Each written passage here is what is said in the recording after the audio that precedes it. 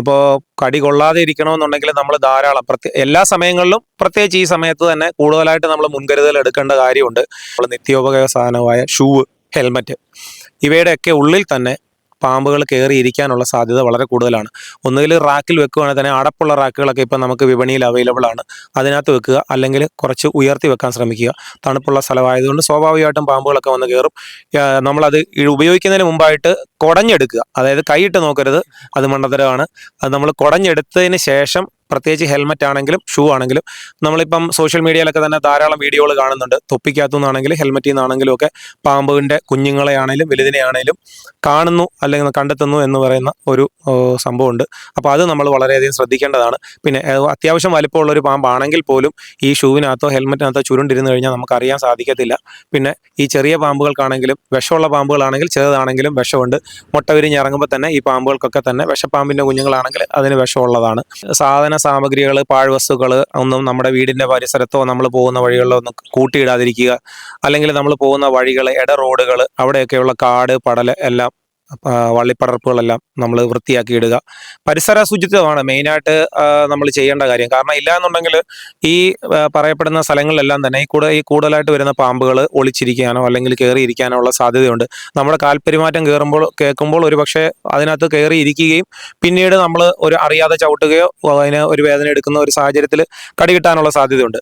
പിന്നെ നമ്മൾ ശ്രദ്ധിക്കേണ്ട ഒരു കാര്യം എന്ന് പറഞ്ഞു കഴിഞ്ഞാൽ നമ്മുടെ ഭക്ഷണ അവശിഷ്ടങ്ങൾ ശരിയായ രീതിയിൽ നമ്മൾ വേസ്റ്റ് മാനേജ്മെന്റ് അത് നമ്മൾ കൃത്യമായിട്ട് ചെയ്യണം. കാരണം നമ്മൾ അലക്ഷ്യമായിട്ട് ഇത് വലിച്ചെറിയുകയോ അവിടെ ഇവിടെയൊക്കെ കടന്നു കഴിഞ്ഞാൽ സ്വാഭാവികമായിട്ടും എലികൾ വരികയും അല്ലെ തവള വരികയും ഓന്തുകരണ പോലുള്ള ജീവജാലങ്ങൾ വരികയും അതിനെ ആകൃഷ്ടരായി ഇതിൻ്റെ കഴിക്കുന്നതിനായിട്ട് പാമ്പുകൾ വരികയും ഉള്ള സാധ്യത കൂടുതലാണ്.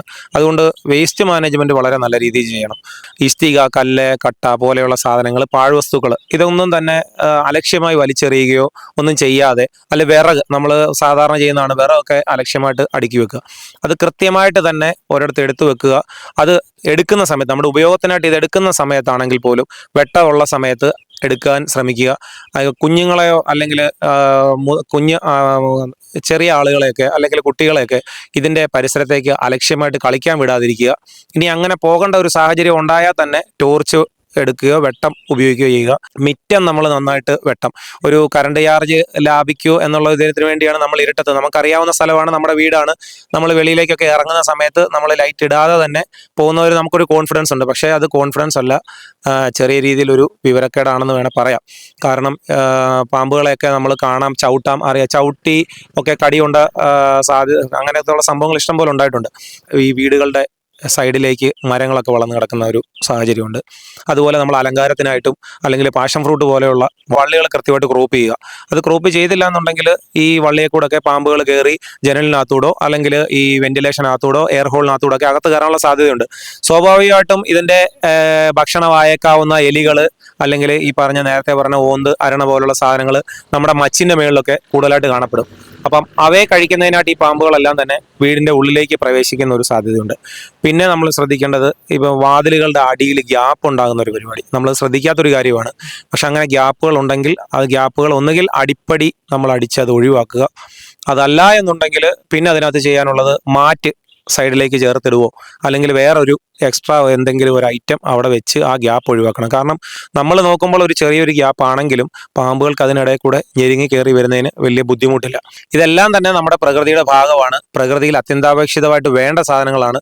നമുക്കൊരിക്കലും എന്നേക്കുമായിട്ട് ഇവയെ ഒഴിവാക്കാൻ പറ്റത്തില്ല. കാരണം ഈ മനുഷ്യന് ഹാനികരമായേക്കാവുന്ന അല്ലെ നമ്മുടെ വിളകൾ നശിപ്പിക്കുന്ന എലികൾ, എലിപ്പനി, പ്ലേഗ് പോലെയുള്ള അസുഖങ്ങൾ പരത്തുന്ന എലികളെയും പെരിച്ചാഴികളെയും നിയന്ത്രിക്കുന്ന അവരുടെ സന്താന നിയന്ത്രണം അത് നിയന്ത്രിക്കുന്നതിൽ ഏറ്റവും കൂടുതൽ ഒരു പങ്ക് വഹിക്കുന്നത് നമ്മുടെ ഈ ഇഴജന്തുക്കളാണ്.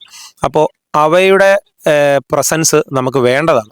പിന്നെ നമ്മുടെ അബദ്ധം കൊണ്ട് അല്ലെങ്കിൽ നമ്മുടെ ശ്രദ്ധക്കുറവ് കൊണ്ടാണ് നമ്മൾ അവയെ ചവിട്ടുന്നതും അല്ലെങ്കിൽ കടി കിട്ടാനുള്ള സാധ്യത ഉണ്ടാകുന്നത്.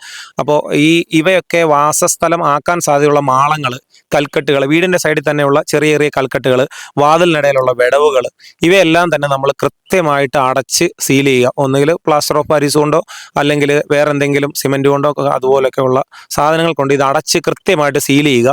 നമ്മുടെ പരിസരത്ത് കൂടിക്കിടക്കുന്ന ചപ്പ് ചവറുകൾ, മാലിന്യ വസ്തുക്കളെല്ലാം തന്നെ കൃത്യമായി ഡിസ്പോസ് ചെയ്യുക. നമ്മൾ വീടുകളിൽ ശ്രദ്ധിക്കേണ്ട ഒരു കാര്യം എന്ന് പറഞ്ഞാൽ ഡ്രെയിനേജ് പൈപ്പുകളാണ്. നമ്മൾ സൗകര്യത്തിനായിട്ട് വീടിൻ്റെ വെളിയിലേക്ക് പൈപ്പുകളൊക്കെ വെച്ചിട്ടുണ്ട്. അത് ഒന്നുകിൽ വല്ല മെഷ് അല്ലെങ്കിൽ നെറ്റ് പോലെയുള്ള സാധനങ്ങൾ വെച്ചിട്ടോ അല്ലെങ്കിൽ വല്ല വല വെച്ചിട്ടോ അത് സീൽ ചെയ്ത് വെക്കുക. അല്ലെങ്കിൽ സ്വാഭാവികമായിട്ടും അതിനകത്തൂടെ പാമ്പുകൾക്ക് കയറി വരാനുള്ള സാധ്യതയുണ്ട്. അല്ലെങ്കിൽ എലി കയറി വരികയും എലിയുടെ പുറകെ പാമ്പുകൾ കയറി വരാനുള്ള സാധ്യതയുണ്ട്. അപ്പം ഈ ഡ്രെയിനേജ് പൈപ്പുകൾ കൃത്യമായിട്ട് നമ്മൾ നെറ്റിട്ട് മൂടി വെക്കുക.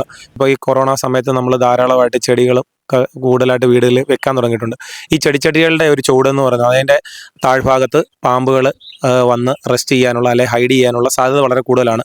അപ്പം ഇത് നമ്മുടെ വെളിയിൽ നിന്ന്, അതായത് റോഡിൽ നിന്ന് വേണമെങ്കിൽ ഗേറ്റിൻ്റെ ഇടയിൽ കൂടോ അല്ലെങ്കിൽ മതിലിൻ്റെ ഗ്യാപ്പിൽ കൂടെ ഒക്കെ അകത്ത് കയറിയതിന് ശേഷം ഒന്നുകിൽ പൂച്ചയോ പട്ടിയോ ഒക്കെ ഉള്ളപ്പോൾ, അതല്ലെങ്കിൽ കോഴി എന്തെങ്കിലുമൊക്കെ ഒരു ജീവജാലങ്ങൾ ആക്രമിക്കുമെന്ന് ഭയപ്പെട്ടോ അല്ലെങ്കിൽ അതല്ലാതെ തന്നെയോ ഇതൊക്കെ ചെടിച്ചട്ടിക്കുള്ളിൽ വന്ന് അതിൻ്റെ ചുവട്ടിൽ ഇരിക്കാനുള്ള സാധ്യത വളരെ കൂടുതലാണ്. അപ്പോൾ അതുകൊണ്ട് നമ്മൾ അത് കൂടുതലായിട്ട് ശ്രദ്ധിക്കേണ്ടതാണ്. അത് നമ്മൾ പരിപാലിക്കുന്ന സമയത്ത്, വെള്ളം ഒഴിക്കുന്ന സമയത്ത് അല്ലെങ്കിൽ കരിയില വാരുന്ന സമയത്തൊക്കെ തന്നെ ഇതിൻ്റെ ചുവട്ടിൽ ഇത് ഉണ്ടാകാൻ സാധ്യതയുണ്ട് എന്നുള്ള ഒരു തോന്നൽ എപ്പോഴും നമ്മുടെ കയ്യിൽ വേണം. നമുക്ക് എപ്പോഴും അതിൻ്റെ ഒരു മുൻകരുതലുകൾ നമ്മൾ എടുക്കേണ്ടതാണ്.